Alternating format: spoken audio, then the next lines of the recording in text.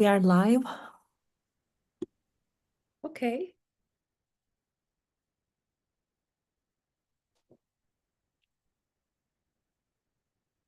Aylin, rame uzesne. Niçnek? Iskısink? Iskısink, Aras.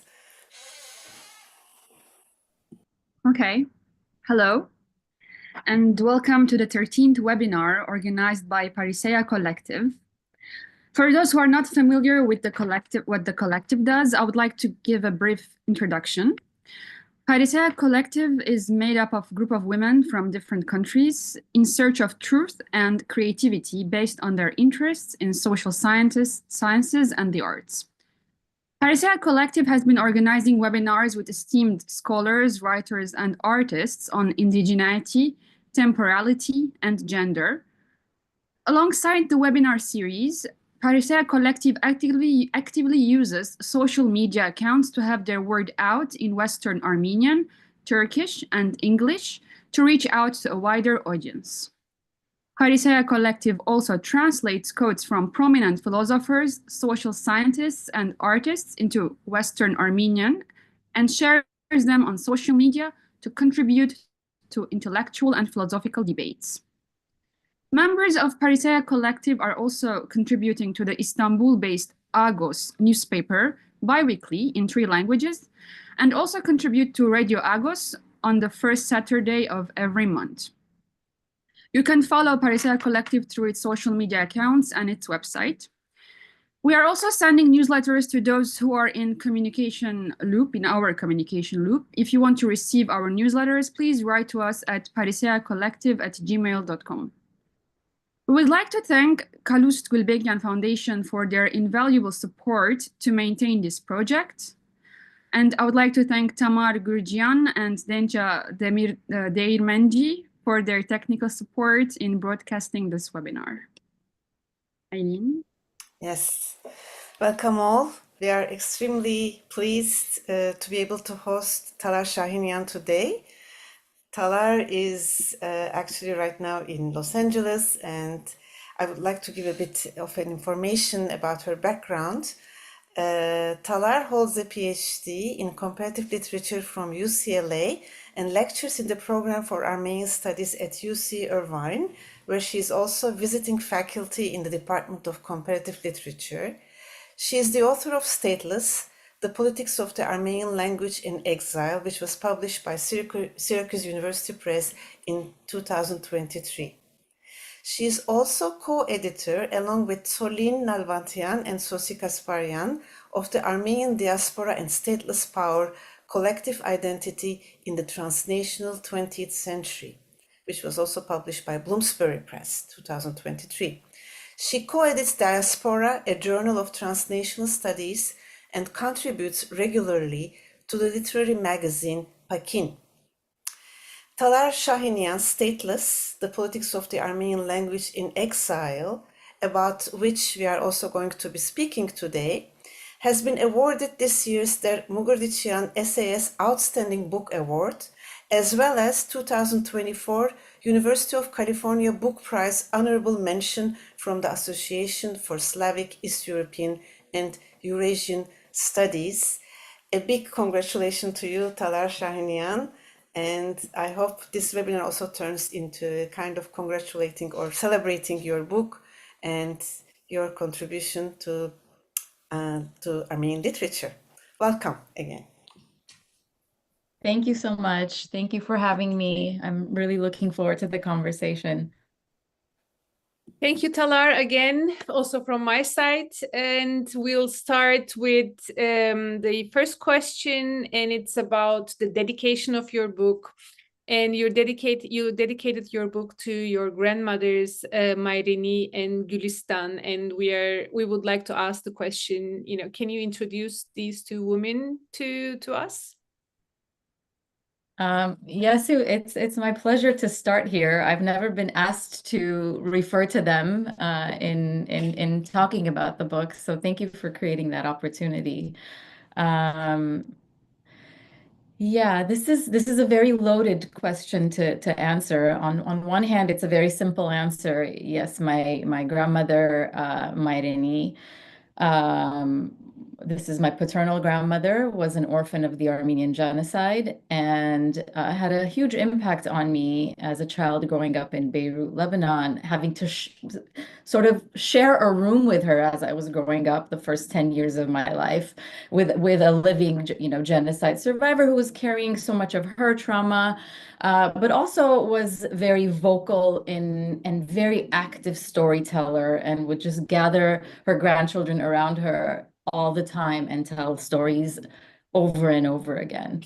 My maternal grandmother, Gülistan Yapujian Derhagopian, was someone who was born in the early years of dispersion in 1927 in Homs, Syria, to parents who were genocide survivors. And she was also a big storyteller in that sense, and was always sort of recalling her own childhood and giving me glimpses of what life in a very sort of difficult life was like for her parents, for her, and how she found beauty in those. All of this is sort of compounded with me growing up in Lebanon in the 80s, as there's a larger context of war going on. And then my own displacement to the United States at the age of 10, and my sort of being sort of what felt like being ripped away from them, and the feeling of home and safety and love that they had created for me. So there was sort of layerings of traumas that come from loss and displacement that I've always sort of carried with me, their stories, my story, as I, came to find my own place in the world. And it was much later that I realized that what I gravitated toward in graduate school, even before in undergraduate studies, the types of narratives that drew me, in the post-colonial world, Francophone literature and things like that. What drew me was sort of my desire to find myself in them. And as this project developed, partly in grad school, partly in postgraduate life, I realized much of it comes from those stories and me trying to make sense and reconcile their stories with mine. Thank you very much. Beautiful. Thank you so much for this answer. It means a lot. I would like to continue with a question about the title of your book and, the argument you follow throughout the book. Can you elaborate on the concept of statelessness or stateless language as both a physical and emotional condition in the Armenian experience? Especially these questions for those who have not read the book. So. Yes, this is another wonderful launching question, because it really sort of hits at the framework of the project, the analytical framework of the project. And this is one that could actually generate much discussion because there's aspects of it that are debatable. Not everybody would frame Western Armenian as a stateless language or come to that understanding. So I'll talk a little bit about how I'm grounding it as such in the book. I think thinking about the development of Western Armenian over the course of the 20th century. And if we take it, a beginning and end time to it, sort of we extract it from its sort of development and trace its post-genocide development up until the moment of an independence, the institution of the Republic of Armenia. The idea of statelessness is one that hints to its being diasporic or being developed in dispersion in the absence of state institutions. And what I am focusing on is that not that the language is diasporic, but the language is used by intellectual sort of leaders as a political tool in the project of making a diaspora, making the Armenian dispersion into diaspora. And here is where my own framing of it as stateless comes in. And I build on the work of Khachik Talilian, the diasporist Khachik Talilian, who has coined the term stateless power in talking about the diaspora, or the Armenian diaspora project, and how institutional elites enacted a form of stateless power to organize a community into a diaspora. And what is interesting about this notion of stateless power, when we think of nation states, for instance, and we imagine the realm of diasporas in the modern world, we're often thinking of diasporas as an other to the nation state, an other possibility to the nation state. What's interesting about the idea of stateless power is that when we think of diasporas, when we're thinking about power and governmentality in general, we're thinking of the nation state.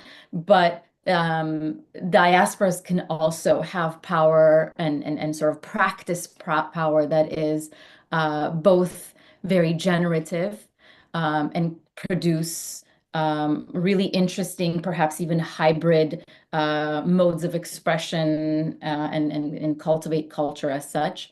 But they could also be incredibly prohibitive and restrictive, just as the restrictive powers of that we associate with nation states. And I think zooming in the second part of my book, particularly on the making of the diaspora centered in Beirut, particularly with reading the texts of the Writers Association of Syria and Lebanon that emerges in the 40s, we really see a very strict rubric for what creative production and cultural production is going to look like, and how that is going to serve the idea of the nation in exile. Thank you. You conducted your research in different centers, such as Mekhitarist Congregation, Nubarian Library, Zorian Library, and other places too. Can you tell us a bit about your experiences in research? I think as a starting point, I should say that I feel very lucky to have sort of done to have started my inquiries in Los Angeles, and particularly that I was at UCLA. I had an incredibly vast collection under my hands, and if anyone who's visited or even has done an online search of what the UCLA collection holds, will realize how incredibly immense it is. So in the initial part of the inquiries, I really have to acknowledge that there was something magical about where I was, and being able to just sort of call from the storage unit of UCLA this random title that was published in 1920s with I don't even know, very limited circulation, and it would be in my hands the very next day. That's some sort of a very privileged mode of researching. And of course, this is pre-age of digitization when I started this. Right now, we can kind of access everything online. But when it came time to really look at periodicals and to just get a bird's eye view of things, I then made the trek to Vienna to look at their archives, I was being guided by professors who said they have an immense sort of immaculate collection of periodicals, and that's sort of where you need to go, live, breathe, and look through it.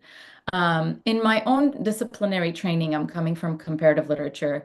The work of research is not so much archival as it would be for the case of historians and so on. So it was a little bit sort of, I went there for again the bird's eye view, the overall context, but because we in looking at a diasporic corpus, I think the literary magazines played a key role as almost primary texts that I ended up reading, in addition to the fictional, the prose or the poetry that I was reading. So that's sort of the coming the story of becoming of the book in an earlier iteration of the research. So next question. Eileen, would you like to ask a question? Sure. In the introduction part of your book, you are describing a shift of Armenian intellectuals from Paris and Beirut, and you are also mentioning that this shift was detrimental for Western Armenian. Could you please elaborate on this argument a little bit? Can you say more? Why is that detrimental? Again, this is another one up for debate, but that's precisely the organizing logic of the book.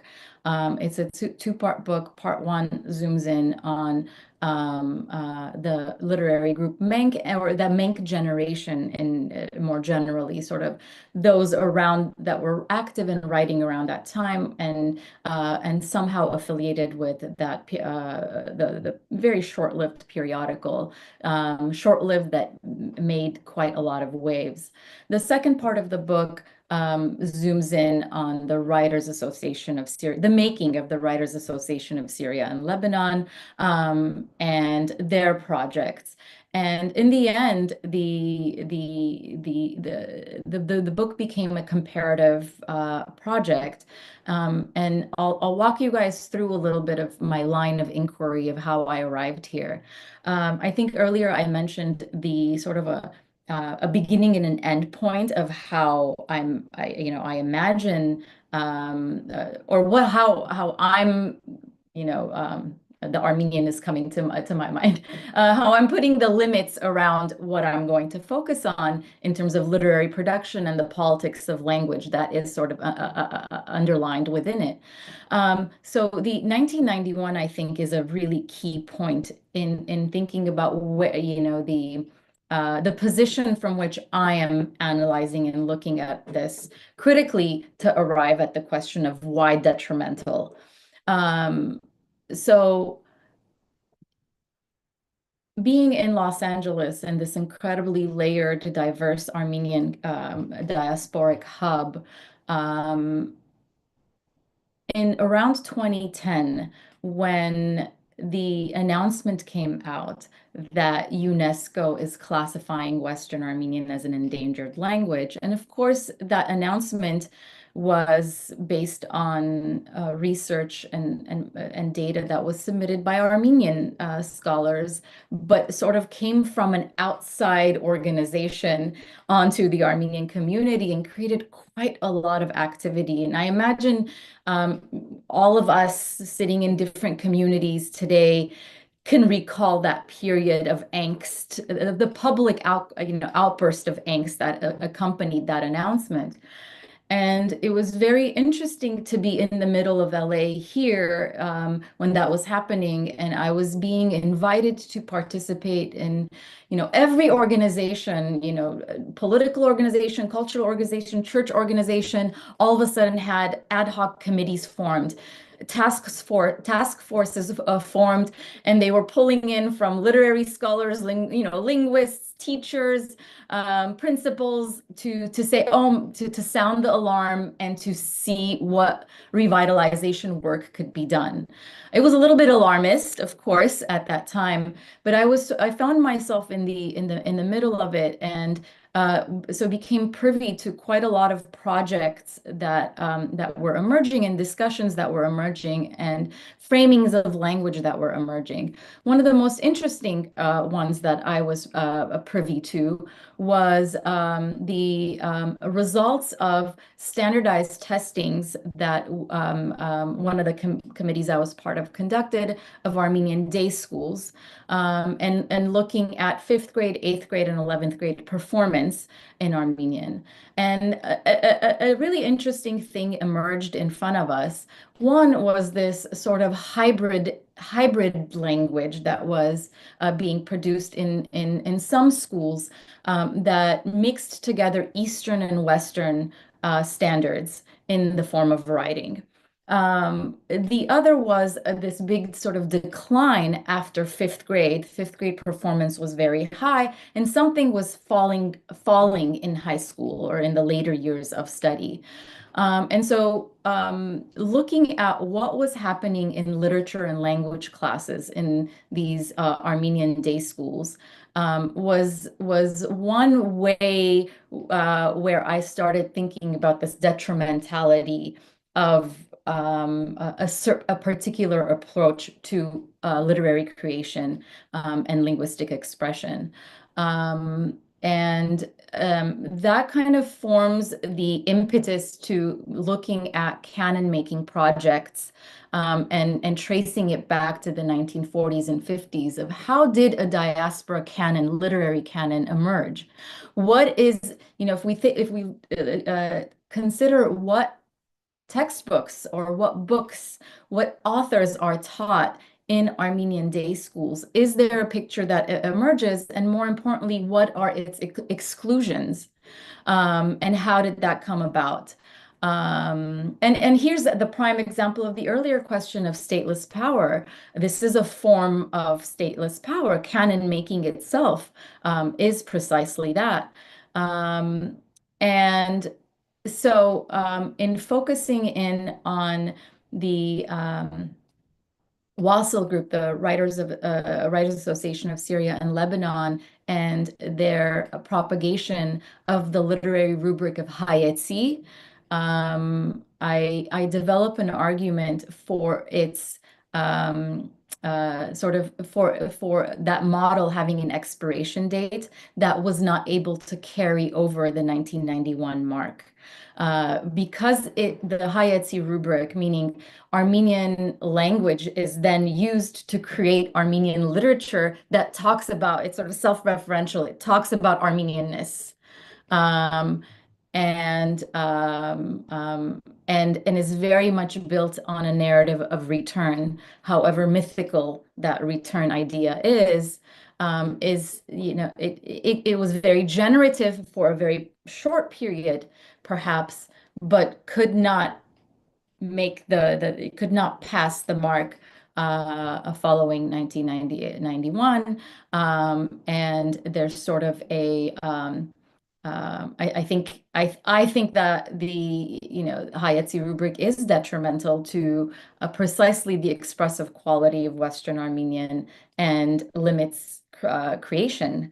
And so looking at it, I know this is the question asked me to talk about the book's project overall, so I'm kind of dwelling on this, but if we take a comparative look at a very localized model of literary production like Menk, and pair it with the Hayetzi model that picks up and very much carries through diasporic communities after World War II, we can sort of make some claims, at least suggestions and recommendations, that perhaps a return to a localized model could be a little bit more generative when it comes to literary explorations.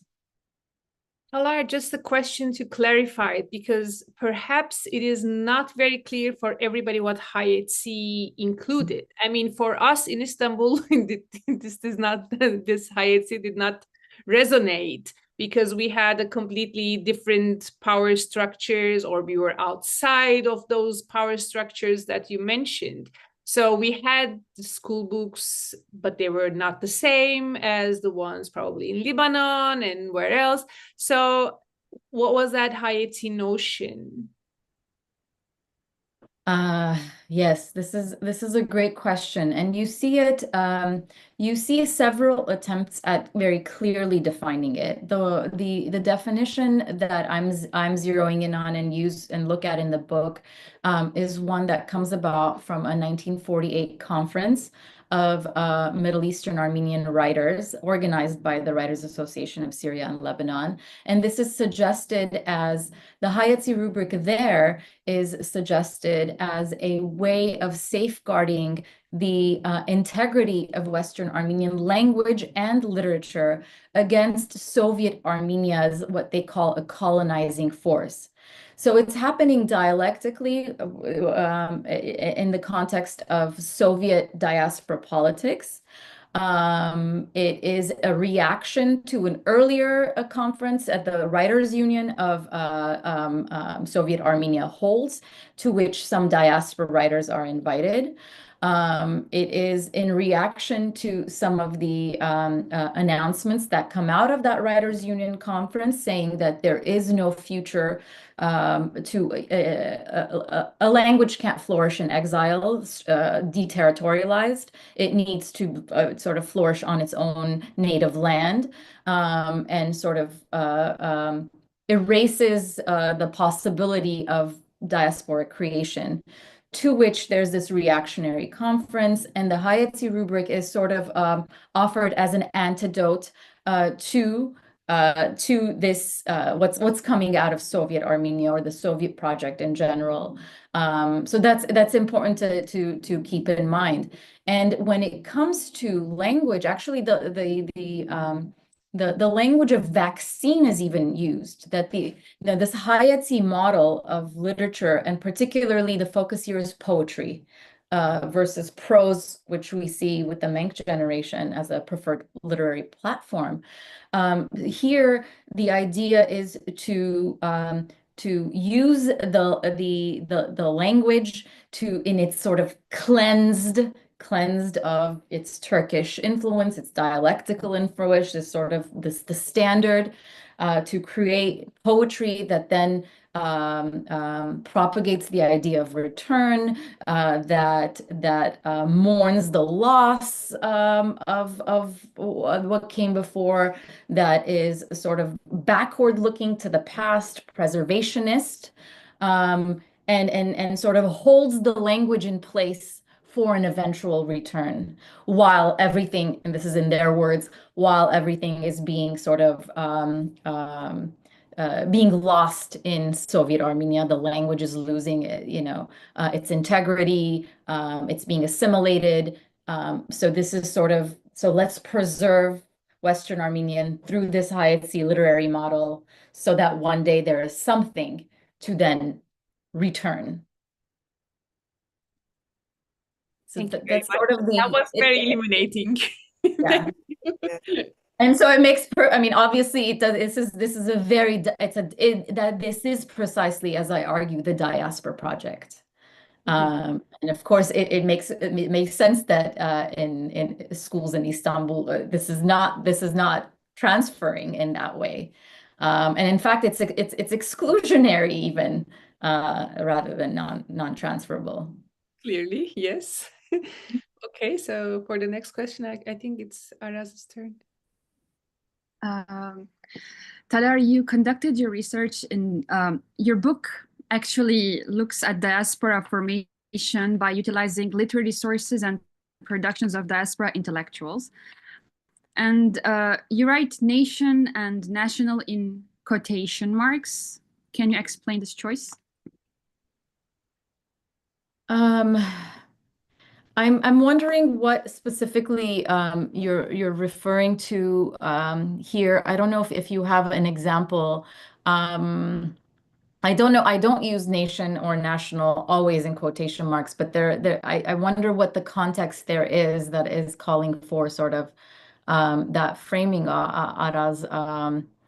Um, and if you can remind me, is it It's the introduction. It was my question. We were just, dividing the question among us, but okay, okay, and okay. it was from the introduction, and an introduction because it's while reading, I was thinking, why is she now putting nation and national in quotation marks? Because perhaps she's thinking in terms of diaspora or some kind of a dichotomy, whatever it is. I wasn't sure, so that's why I.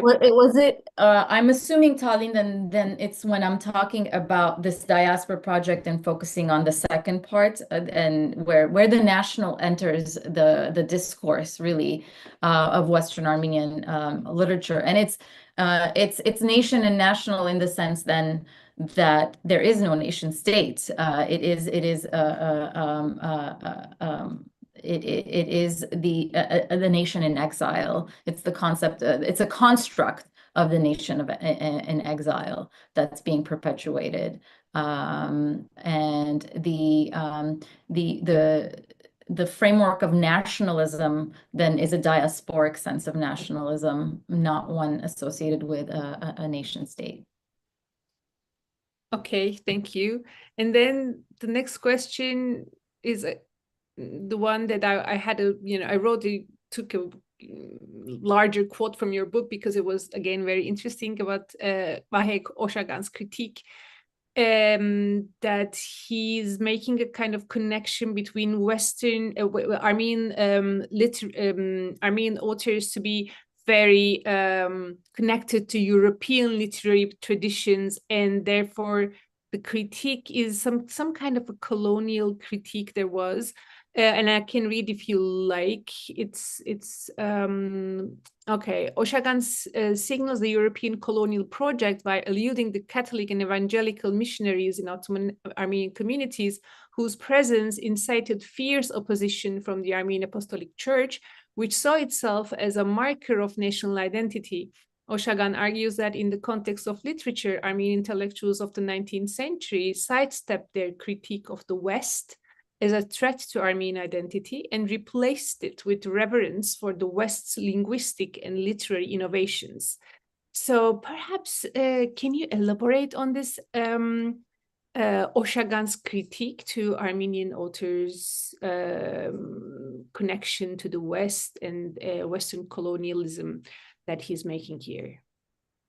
Yes, this is a great literary question. I wish we put more spotlights on questions like this precisely, and how we understand, conceive of, and position Armenian literary production. So Vahek Oshagan is an interesting figure in the way he comes up here in the instance that you're noting, and then he's also part of the Writers Association of Syria and Lebanon as a young intellectual, speaking about theater and making presentations about theater there. And then, of course, we know him as the Diaspora, a poet, and takes very interesting positions as his own literary career develops. In his critical writings, which is where this quote is being pulled from, there's a critique that aligns him a little bit more with the Menk group, in fact, and that is a critique of the intellectual scene and the literary traditions that came prior to 1915. And whereas the canon making group then traces Armenian literature as just sort of like the modern tradition, and it periodizes it, Irabash, Zartonki, Shirchan, it puts it into these clear periods and sort of ends it with 1915. The critique that the Menk group was making, and here much later on, Vahe Oshagan is sort of making a similar critique, is the westward gaze of those Western Armenian writers who in the name of modernizing language and its literary counterpart, were not, again, were not critical at all of the West, and in fact aligned themselves with the West, saw France as sort of the center, this universal center of greatness. I think maybe Arshak Chobanyan would be sort of a great figure to pull out, who was active before the, in the late 19th century, and then was very active in France throughout the course of the 20th century, who saw French literature as sort of the model to emulate. And that Armenian literature had to come close to that. What the generation of Menk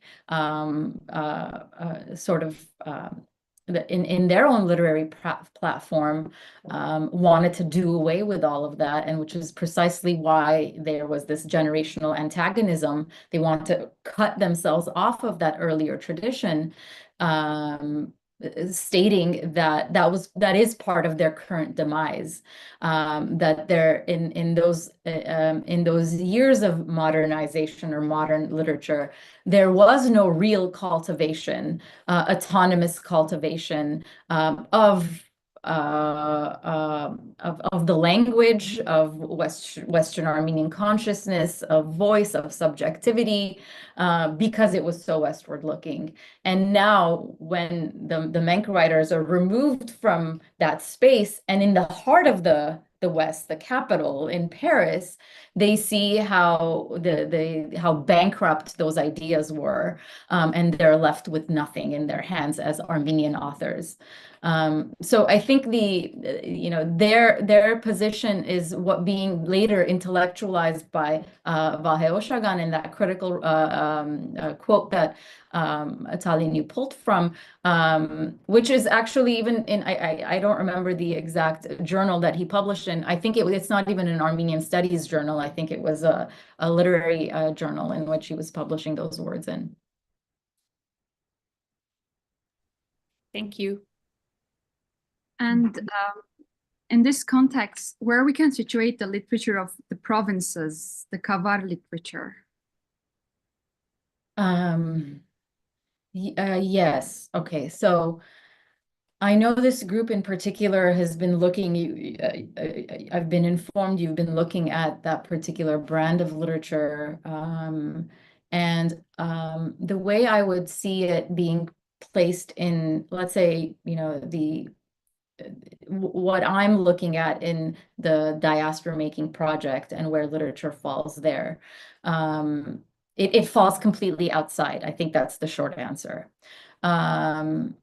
In around Boston-based Hayrenik, the literary component of Hayrenik, the monthly that came out in the 1920s, the group of writers that congregated around that in the 1920s had very much a desire to resurrect the life of the provinces, and so if we think of a diaspora iteration, or a post-1915 in dispersion iteration of the province literature, then I think we would have to go there, and look at the writers congregated around that particular literary magazine.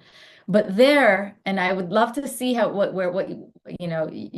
the ones who've been talking about this, so I would love to put it in conversation. But there is there's a archival impetus there. So there's a preservationist drive in that brand of literature of the provinces. It's a recalling, it's a remapping, it's a rewriting in that sense.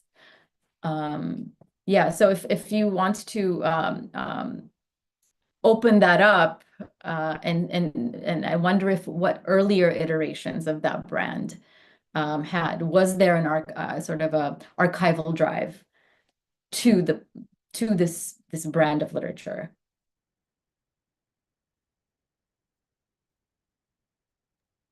Yeah, I don't know. I mean, we read Hamaster in our Kavar literature circles. I'm thinking of Hamaster, yeah. I would say there was, because it's all about thinking about the Kavar, the Kur, and how they used to live, and yeah. But also regarding Chrimian Hayrig, he's comparing the Kavar with the Karak, and the knowledge being in the Kavar, and how they can the knowledge going out from there. So yeah, these are the examples I can think of right now. I don't know what Eileen and Tallinn have in their minds. Well, there's also Mansuri that, he has both Kavar and then he has his memoirs about Istanbul. Yes, on the one side, Kavar part of it has the daily life. He was taking notes of what he was remembering, and he would also, partly when he was living half and half. So it's difficult, but it's a very good input to think about, because those that we're going to come to that probably when we start to talk about Menk, because Menk people were not all from Istanbul, right? I mean, they were not from the city, so they had also Kavar background. So what does it make? How do we trace this in their literature? Do we trace this, and can we see this in their literature? I think we can continue, and then by the end of our talk, perhaps we have more concrete questions about this. But now I think it's Eileen's turn, so I just jumped in, but Eileen, please continue. No problem. Okay. Yes, we would like to talk about this concept of catastrophe, and you are adopting the concept of catastrophe that Mark Nishanian offers instead of historical and juridical terminology of genocide. We had a retrospective with Mark Nishanian last year, where he explained why he uses the word catastrophe and its connotation to future, to the avenir, the future, and that he also mentioned that we are still in the process of understanding what happened to us, that Aret will come to us from the future. Based on your research, how would you reflect on Nishanian's argument? You say a lot about this too, about your preference too. Can you share this with the audience as well, with us and with the audience as well? Yes, Mark Nishanian's writings have been foundational to the development of my own theoretical framework as I've been close reading the texts for this project. I think if from, Mark Nishanian's coming from a philosophical tradition, of course, and his theorization of catastrophe is based on that discipline. And I think in the making of my own analytical argument, he was crucial. And I was reading Mark Nishanian side by side with some psychoanalytical theorists who are writing about literary representation, and particularly the impossibility of literary representation when it comes to mass violence and trauma. And so in my own discipline of comparative literature, it's names like Kathy Carruth that are looked upon. Agamben is looked upon as a philosopher. There are some psychologists, psychiatrists that look at the Holocaust and oral history projects and literary production, sort of very Holocaust based. And from this particular in this particular tradition, the base of which is Freud's writings, of course, on mourning and melancholia, and again, the impossibility of mourning. The focus is on the dissociative effects of trauma for the person who is experiencing it, which doesn't allow for the experience to be assimilated into the conscious mind of the survivor, and only is experienced belatedly now in a new context. And Mark Nishanian's writings on the interdiction of mourning, it's something that he's been writing and rewriting over the course of the last 3 decades. And I think the discussion of its future, this is sort of the futurity of catastrophe, is sort of the latest his part of his later musings. I think it's been really helpful to think about the Armenian case and posit the sort of the limiting, restrictive concept of genocide, which is overly politicized in the Armenian context, and to have this possibility of aret, catastrophe, that Nishanian kind of develops. For me, it's sort of been a very freeing way of thinking about it, and a window through which I could bring the psychoanalytic approach that's developed in literary theory to these texts and the Armenian context, and be able to talk to be able to look at literature written by survivors, by orphans, that is not necessarily explicit in its representation of what we know as the genocide narrative, right?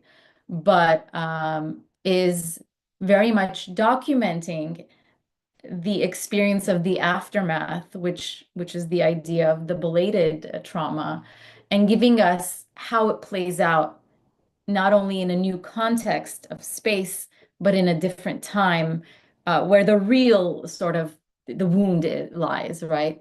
So yes, the Nishanian's theorizations of the Armenian experience as being something that cannot be mourned, precisely by design of what the experience is. That's the experience of catastrophe. And also his sort of writings about the other side of how, if you do try to give representation, you're in that in sort of the genocide model, you're being locked in this position of proving your own destruction over and over again. Has something that's been really foundational to my own thinking of how to approach these texts. Thank you. Can we talk about a little bit about the members of MENC? Who are they and what are their backgrounds? The MENC generation, really, if we are to approach them and give them an umbrella framing, they are, and this is also partly self-proclaimed, the orphan generation. And if we're doing a little bit of historicization of Western Armenian literature and thinking about, various generational transference of tradition, even though they're very much anti-tradition and want to see themselves as completely cut off, they are what we consider the orphan generation, as opposed to the surviving generation of writers, which would be writers who were already established prior to the genocidal years, and then continued writing in various communities in dispersion. By orphan, sometimes it's literal, sometimes it's figurative, but this the idea of the orphan generation is the generation that comes to adulthood, comes to adult consciousness in dispersion, precisely. Many of them, of course, had family members who were killed, predominantly fathers who they had lost in the genocide, and were now living in Menk was congregated in Paris, but France more generally speaking. And what is unique about them as a literary group is, and their literary production, is their commitment to, one, writing in Western Armenian, um, even if they acquired it in an orphanage or it's self-taught, however the language arrived to them, a decision to cultivate it as a mode of literary expression. So writing in Western Armenian, to not writing about where they're coming from. So no past, there's no archival drive in that sense as the Kabar literature. And so producing literature that is contemporaneous, and giving representation to that very localized experience. So I think those are characteristic points to consider about them, and I think why they've been picked up by literary critics, or really avid readers. I mean, if you ask any avid reader in the Armenian diaspora, and there's like their eyes will light up if you say Menk. And I think what is really attractive in that way about this generation was there's something very bold in what they're trying to do, in the statements that are incredibly bold, and loud and antagonistic. These calls for complete break from the past and things like that are very exciting to theorize and think about. Of course, it makes sense given what their experience was. Their ability to approach their experience, their trauma, their loss through these really creative lenses, to push the boundaries of what can be said in the Armenian language, in the Western Armenian language. These are things that they've, of course, been criticized on. Their literature has been called trash literature or trashy literature. Their writing has been criticized as, like non-standard. They don't even know how to write. How could they call themselves writers? Things like that. But that sense of boldness, to really push the limits of what can be expressed in Armenian, I think is really what their legacy is. They're very short-lived as a group, but loud as a generation.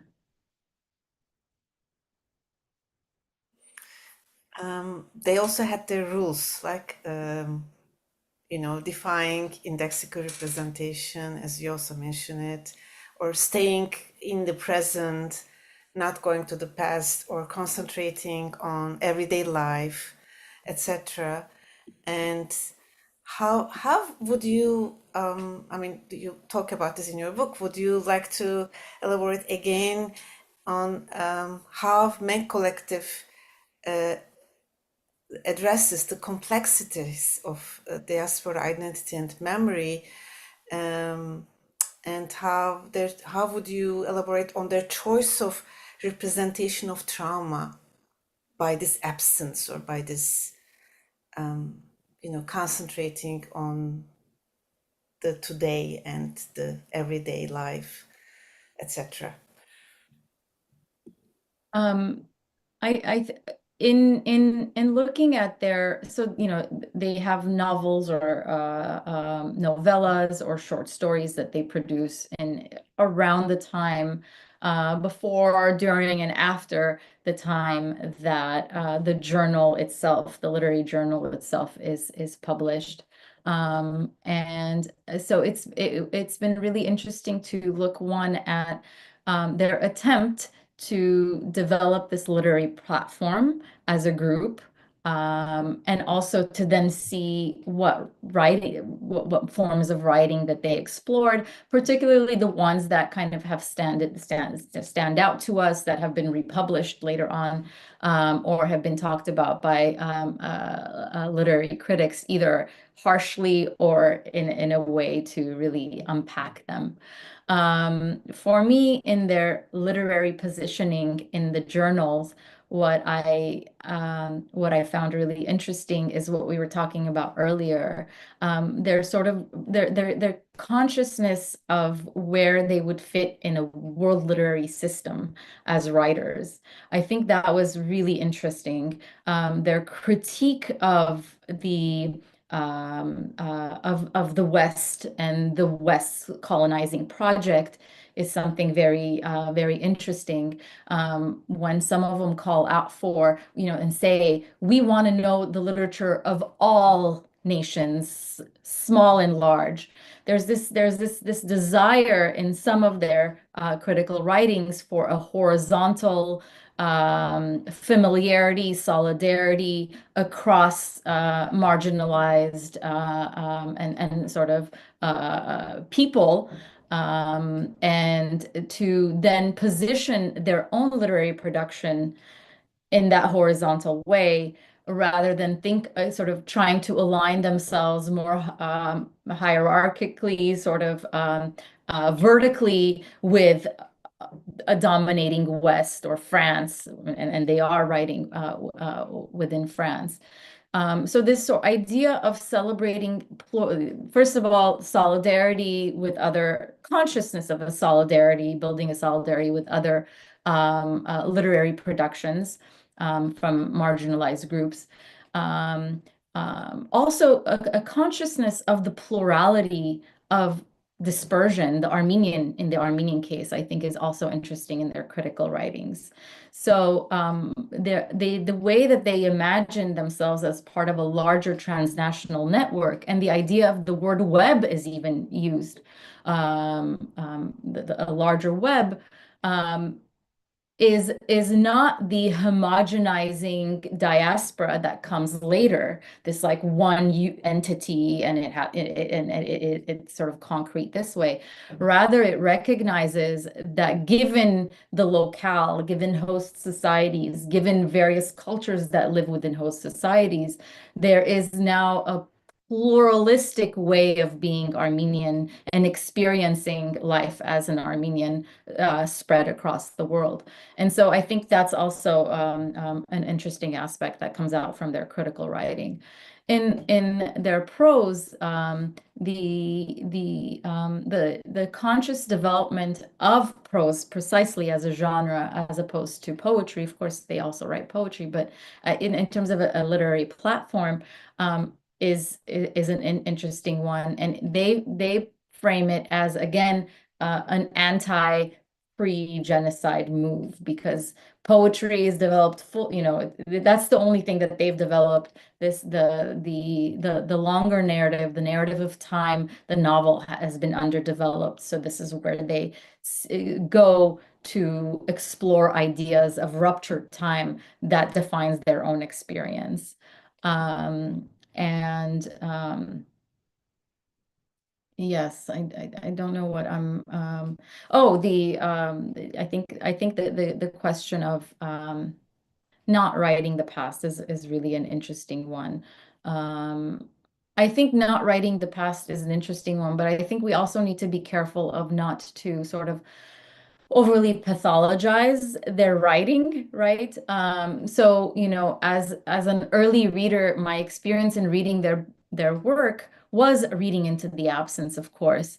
And it's very generative to look at that, because you can, using the framework that we just talked about, you can see the trauma of a survivor in their writing. But again, from a critical perspective, we also don't want to pathologize and look at their writings simply from that lens. Rather, if we look at it, again, let's take a few steps back and look at it as a corpus. I think we have, I think they really give representation to the experience of catastrophe in ways that are way more haunting for me as a reader than those narratives that are very explicit. So I think there's like a difference in my own mind, at least, when I'm analyzing their work, from looking at it individually and pathologizing versus looking at the corpus collectively and seeing what it says about a particular experience. Yeah, thank you for this answer, because absence is presence, of course. And yes, the purpose part stands out. Thank you. And maybe adding on that, I know that some of the Menk members also write in French. That's true, right? And in that context, maybe would it be also possible to see some similarities between minor literature in the way Guattari and Felix Guattari and Deleuze's concept of minor literature speaks to what Menk is trying to do? Would there be any connection between these two approaches? Or would it be much reading into it? I don't know. I'm just... No, that's a great question, and it often comes the minor literature question comes up when people often ask me this question when looking at the Armenian production of their Armenian texts, for instance, which it doesn't apply. I think this is a really interesting question of, okay, what if we look at their French writing? So minor literature is as developed or proposed by Deleuze and Guattari, suggests that it's a literature that a minority group constructs in the majority language, and of course they're reading the works of Kafka, coming from a Czech Jewish background, writing in German, and the act of deterritorializing of the German language that takes place in his writing, that qualifies it as minor literature. I have not examined the French publications through this lens but that's a wonderful, I think, line of inquiry. Talar Chahinian, who's a Canadian Armenian literary critic, a comparatist, looks at North American Armenian literature using this frame very explicitly, and has written books about this. So I think it's when we think about the Armenian world of literary production, I think it's an important one to consider. I haven't found productive ways of thinking about it when it comes to Western Armenian literature, and I think maybe I'm opening it up way too much here, but I think maybe it would be really interesting to see if in Eastern Armenian literary production today, if there are any, say, Syrian or Lebanese writers whose native tongue is Western Armenian are writing in Eastern, or say Artsakh immigrants in there.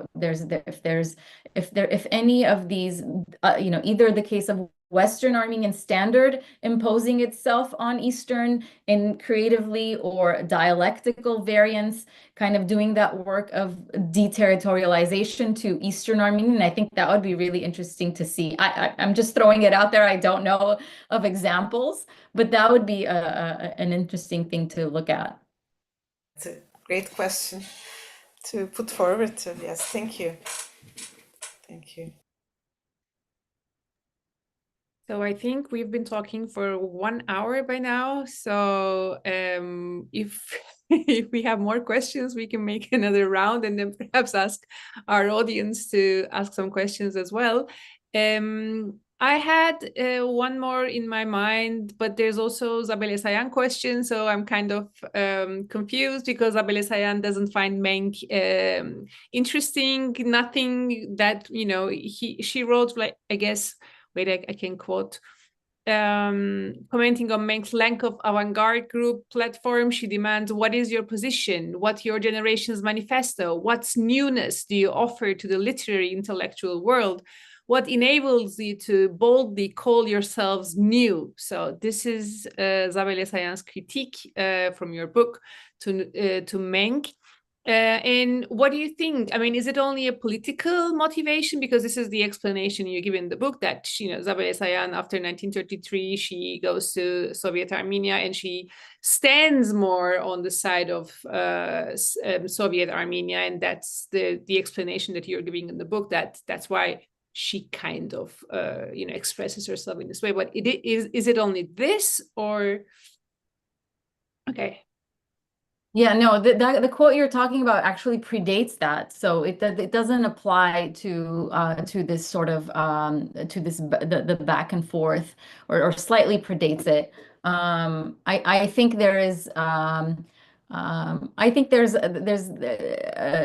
generational territory guarding that's very much happening there. That may not that is not in the context that cannot be or should not be read in the context of Armenian political life.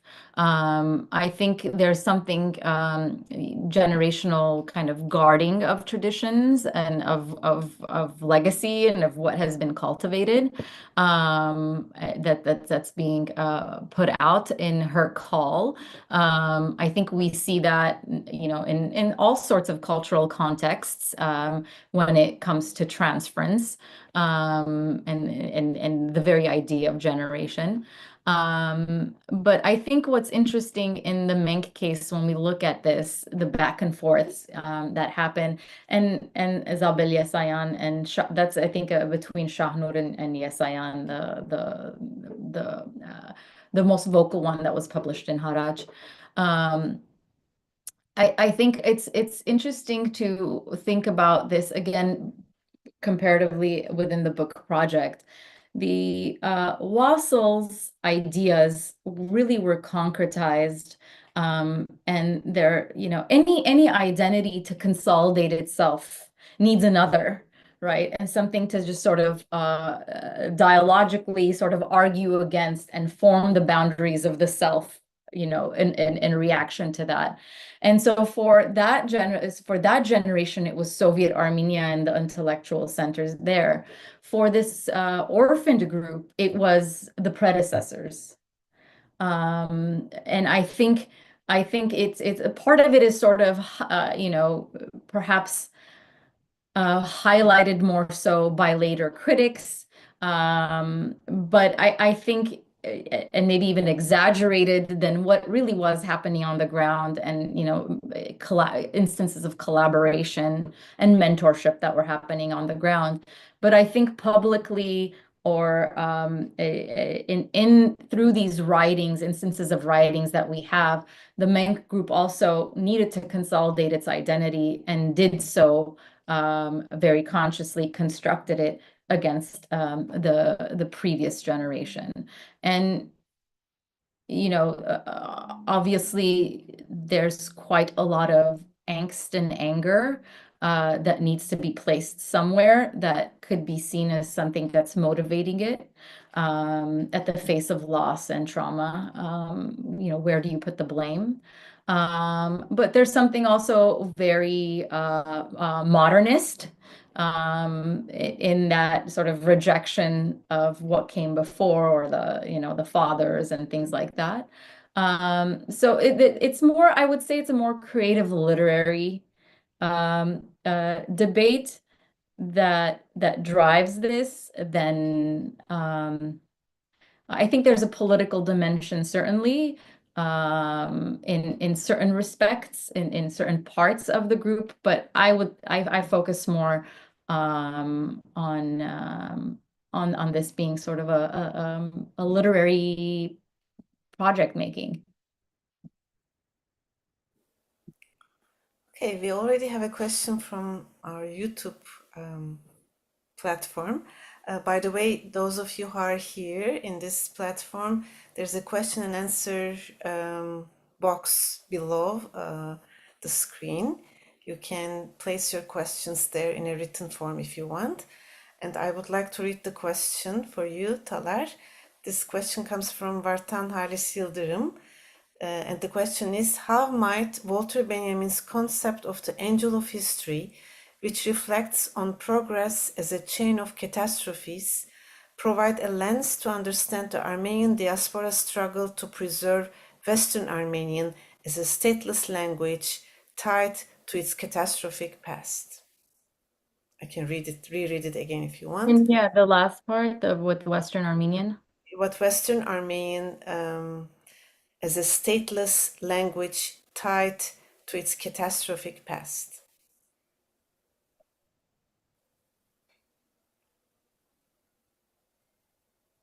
Yes. A very interesting question to think about. I think I partly open my book with this idea, maybe not explicitly, but it's certainly, if you reread the first few pages, I think there's some, it's kind of hinting at this this idea of Western Armenian being shaped, not only shaped, but being a product of catastrophe being implied there, which is, I think, which is part of dominant discourse. And that's precisely what has been driving the alarmist discussion that came up in 2010. And that's also what has been driving I mean, this is something that every generation has one form of addressing this issue of ultimate end, the ultimate expiration date, this impending doom, this end point, this demise, this final assimilation. It has been something that every generation of writers or every literary group picks up and positions their platform in such a way, almost against it or in the shadow of it, at least. So I think that's certainly interesting to think about from a language vitality perspective. And I think this is, Gulbenkian is one of the sponsors of this program you mentioned at the beginning. I think the kinds of projects that an initiative like Gulbenkian's Armenian Communities Department pushes forth provides another way of thinking about it and perhaps freeing ourselves from this doomsday understanding of Western Armenian, because ultimately the consequence of that thinking is then produces an approach to literary creation that's preservationist rather than cultivationist. And I think if we think about literary creation, there cannot be those restrictions that a preservationist model would have to impose on it. So I think the thinking of the expressive quality of Western Armenian, this limitless exploration that it could create in the literary arts, particularly if it focuses on the everyday, the local, the plural, and so on, is another approach. And we're seeing quite a lot of projects that try to take it away from this.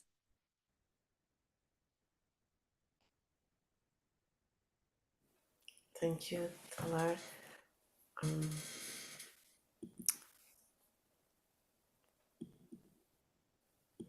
Right now we don't have any questions coming, but maybe we can ask a more general question to you.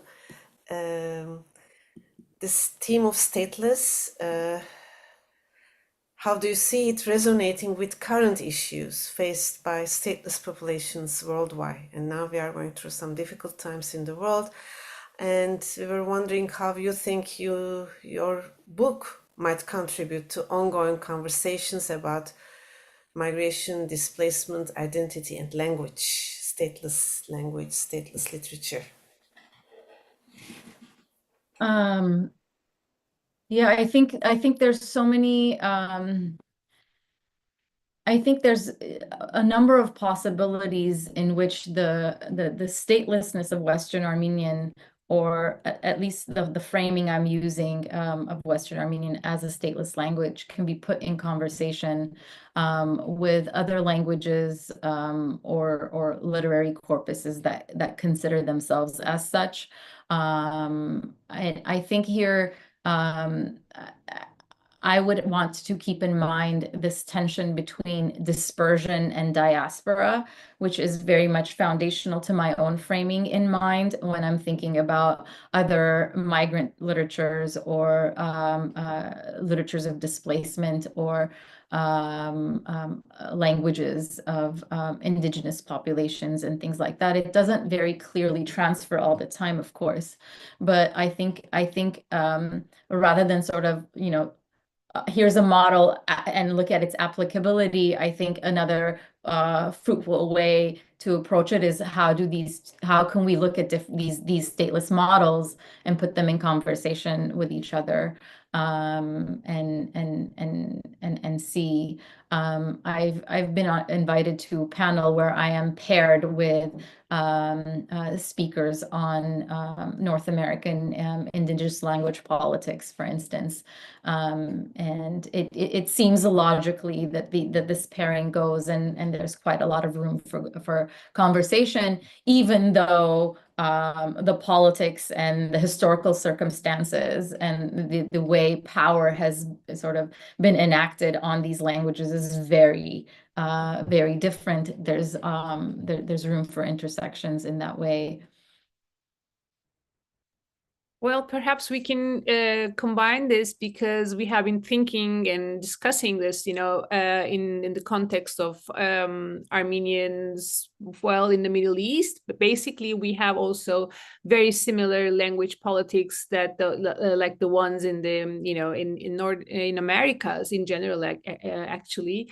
That you have schools, but then you have only your Armenian classes in which you can speak or learn, or whatever it is. It's we know that you don't learn Armenian with 5 hours of language classes, right? So the language politics regarding to indigenous populations and in many of the communities in the Middle East could also be compared in many ways, and also perhaps Kavar literature, the literature from the provinces, and the literatures of the indigenous populations could also be perhaps compared. But where do you see Armenian literature in general regarding this context? In world literature, perhaps it's a little bit big, but perhaps in comparison to other indigenous literatures. I think the question is about Western Armenian literature then specifically, right? Not the umbrella Armenian literature. I think if we think about, where indigenous languages are faring in the literary system, world literary system, and where Western Armenian literature fares, I think actually that's a very interesting way of thinking about it. And like, we need to be mindful of not falling into the trap of the world literary systems itself colonizing model, right? I think I think West, but just so this is a very sort of personal. This is not something as a result of methodological research that I'm saying, but I think Western Armenian literature, in terms of its outburst and output, has been able to make quite a lot of waves in without state institution. I think the networks of production that it has cultivated, both in the very centralized diaspora model of the Middle East, and even pre that, if we look at Paris and the amount of publications, printing, and so on, that the output, material output, I think over the course of the 20th century is quite impressive. if we put it in a comparative context with other stateless languages. So I think that's something to think about. And I'm not exactly sure how we could theorize that, because again, we see instances of it both in the centralized diaspora model and the decentralized dispersion model, that material output. It's impressive. Does it have to do with readership and consumption? I'm not sure. I think at one point in my book, I used the anecdote of a later publication in that Zare Vorpuni recounts in an interview, where he talks about walking through one of the gardens in France with Shahan Shahnur, and they're complaining about lack of readership of all the books that they're putting out. No one's reading it. Why are they doing this? Begging for money for it to be the book to be published, to be put out. And they say, we need to bring together all of our books that we've been publishing and put a bonfire, burn them, and put a plaque here that says, here stands a literature that had no readership or audience. And that's a really interesting anecdote, I think, for me to think about, precisely with this question of, the really impressive material output, and perhaps also where we are now if we think about activity and production now, and the very concept of readership. It somehow finds resonance in, for me, the Krikor Beledian's idea of the unpeopled language as his framing for Western Armenian. And there's sort of a haunting similarity between that anecdote and that framing. But yeah, obviously I'm talking this through, and I don't think I have a conclusive, theorization of how it fares. I think I will end maybe a little bit more productively. I think the models, and you alluded to it, Talin, when you talked about the classrooms, like the compartmentalization of Armenian language in a classroom where you're just using it to talk about Armenian things, but the students don't know how to talk the world in Armenian or write world in Armenian. I think the most interesting models have been the ones like Menk that draw from the local experience. The group congregated around the literary journal, the Ahegan, sort of propagated in some of their interviews and writings of a similar, the model of the integrated literature that was very much grounded in, that needed to be very much grounded in local experience, as a generative model, as something that could not only perpetuate linguistic vitality, but also literary cultivation. Thank you. Do we have any other questions from the group, from the audience? Actually, there's a concern actually shared in the question and answer part. Maybe I can read it. You can also read it from the quick Q&A part if you want, but I will read it out loud for us all to hear about it. It's from Sharik Hudaverdian. Since I come from an educational psychology background, allow me to share a concern, not a question in essence. The literacy identity in its nationalized form, emphasizing unity, while sidelining the diversity of diaspora experiences, alternative narratives and voices, was reinforced by its extensive and proud use by schools and cultural circles responsible for educating the generations in diaspora, especially the Middle East. This was convenient, safe, secure, and non-threatening for all in their efforts to preserve identity, Armenianness in this unified version.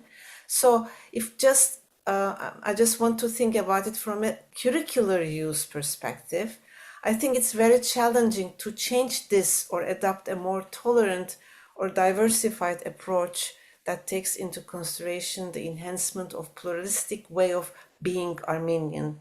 Hence, things get reproduced, transmitted in their stereotypical format, and go on representing what is claimed to be the right way, says Dalardian. Yes. Absolutely. Yeah. I think on the ground, and particularly if we're thinking about language as something that the literary standard and the transmission of the literary standard within school systems, and this includes Saturday school systems and all school systems in the curricular sense that this audience member is highlighting. I think that's the biggest challenge, of course. It's a very hard, it's a very tall order to reinvent a canon, to debunk a model in what I'm calling the Hayetsi that has been the guiding logic of curricular design in Armenian schools. It's hard to retrain teachers that have their own system of generational transference and modes of training and becoming a teacher. It's hard to, it's not even a question of material sources because some really good textbooks even have come up. It's a matter of how it's being utilized and put into practice. And I agree. But it's not, I also don't think it's impossible. And I think while diaspora institutions, because the machine is running, it's hard to make interventions that can cause major changes. Even in those, first of all, even in those diaspora institutions locally, I'm seeing a great number of change over the course of the last decade and a half. I think it's a slow turn, but I think it's turning. And then I think on side initiatives and projects, the ones I was alluding to earlier, I think there's great things that are trying to precisely change this approach and model and realize that actually it's not that safe. It's not about safety and non-threat anymore. I think, the breaking free is very liberating for children and students, and the creative potential and possibility that other models hold are actually safer in terms of psychological well-being, development, and so on.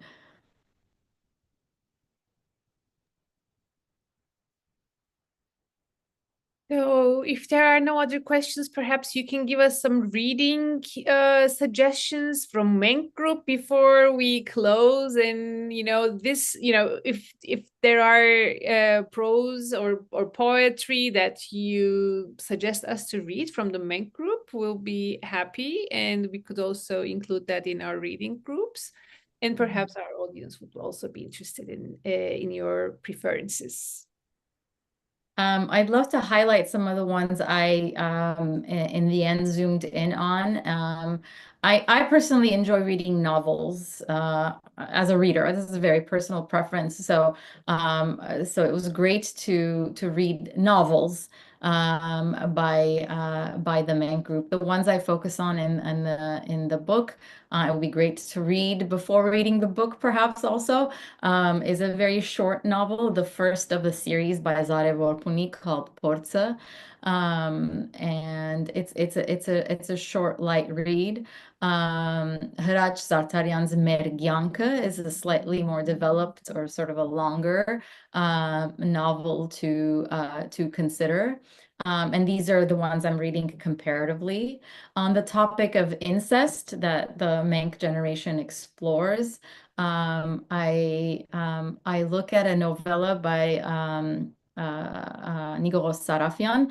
Sarafyan's prose poetry is phenomenal, but the one I focus on is a novella called Ish Chanuhin, because it's being looked at comparatively in this in this context. Zare Vorpuni's Vartsu Senyaga, its earlier iteration. There have been expanded versions published subsequently. It's a short story. And another short story by Shahan Shahnur called Buinuz Lunera, that was published in their journal. That again, all these three focus on the topic of incest.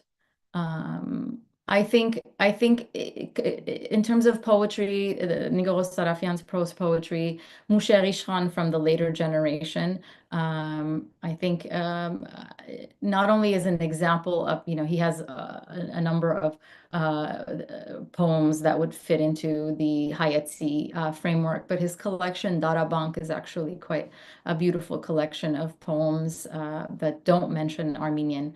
I think that's from that generation. I think that would be a wonderful one to read. And then from a diaspora kind of perspective, I don't talk about it in the book, but because we mentioned Vahe Oshagan, I think Vahe Oshagan's poetry would be of interest perhaps to the audience as who gravitate toward poems. Thank you, Talar.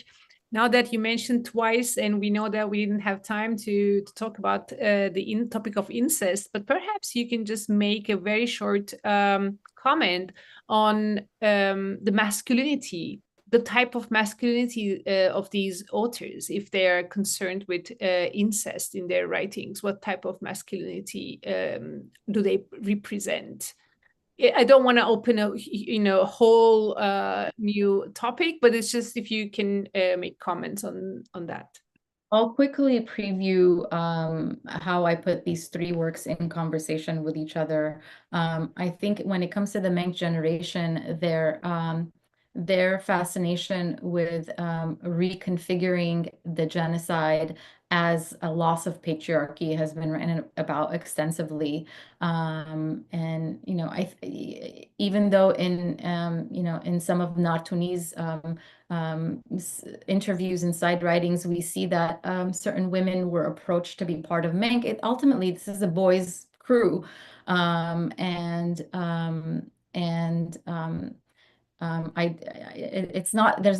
there's not very much internal cohesion among them, but it is a boys' club here, and their narratives carry that angst of becoming, or their angst with sort of the inherited notions of masculinity and patriarchy, and what they're grappling with in dispersion, in orphanhood, and many times in the absence of a father figure in their lives, and also grappling with the inherited sort of notions of nation that itself is, of course, patriarchal, as they are then riding in and against this.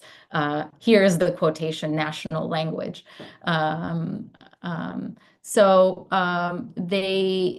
Incest, I think, is a really playful lens through which to explore these tensions for them. I think it's really interesting from our literary critic perspective to then also analyze vis-a-vis the trauma that they're carrying. They're playing with the very physical possibility of encountering a lost sibling in dispersion. And surely we can understand where that possibility could come from, or encountering a lost relative in dispersion without knowing if you survived as a child. So there's that, which is incredibly enticing to think about, and perhaps even fantasize about. And then there's the very figurative possibilities of this in thinking about, as Shahan Shahnur does in his short story, of if we think from a perspective of cultural coexistence, Armenians, Turks, and sort of the violence that was enacted by one side to the other, there's other political possibilities of looking at incest, and conceiving of reconfiguring the genocide as this through this particular literary trope. Okay, here we have another topic, and let's do it here. And are there any other questions and comments, Aras? Yes, there's one. Aznif Tatevosyan is asking, last minute question, if there is time. I wonder what's Armenia's role in language politics here, especially in our days, not only on a state level. There are some researchers within Armenia working with Western Armenian literature. There were some state-funded programs, and we still had the Ministry of Diaspora, etc. Can you share some of your thoughts on this dialogue? This is what she's asking. Yeah, this is also not a very neat question to tackle very quickly. I know there are some initiatives and there are some literary groups that have an online presence that publish side by side Western Armenian and Eastern Armenian literature. So there's some really interesting scenes there. I think it's a little bit more promising when we look at literature and literary production. There's quite a lot of interest from Eastern Armenian thinkers, scholars about Western Armenian literature, and I think vice versa. So there's a lot more the possibility of collaborative sort of side by side kind of working is more clear. There is no the hierarchy isn't as stark as when it comes to language. So I think on the literary front, it's a little bit more promising. On the linguistic front, I think the hegemony of Eastern Armenian is quite stark, and I think it's very difficult to cultivate linguistic vitality within that kind of state-backed sort of safeguarding of Eastern Armenian.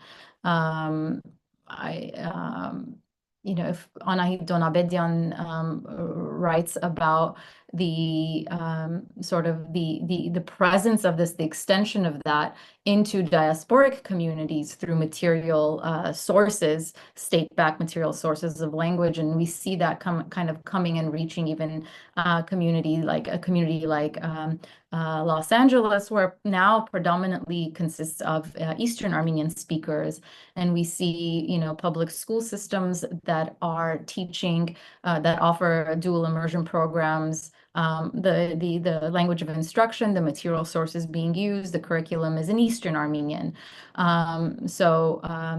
I think when we put them side by side, on the linguistic terrain, there's a much more clearer hierarchy and the dominance of Eastern Armenian, whereas on the literary plane, there's a lot more room for collaboration and maintenance of integrity of the various traditions.